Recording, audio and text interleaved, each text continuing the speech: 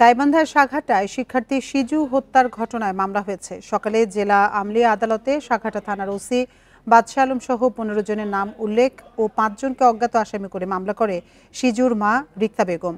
আসামিদের মধ্যে 12 জনই পুলিশ সদস্য। মামলায় অভিযোগ করা হয়, গত 14 জুলাই মোবাইল দেওয়ার কথা বলে থানায় ডেকে নেওয়া হয় সিজুকে।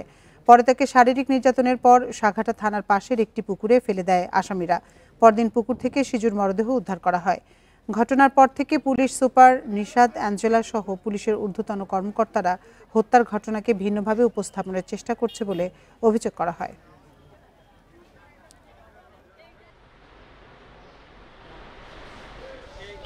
সিজুর মা আজকে সাঘাটা আমলি আদালতে নালিশ করেছেন।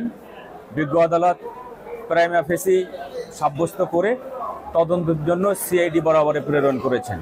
আমরা আশা করি সিআইডি যথাযথ অনুসন্ধান শেষে যথাযথভাবে রিপোর্ট দাখিল করবেন।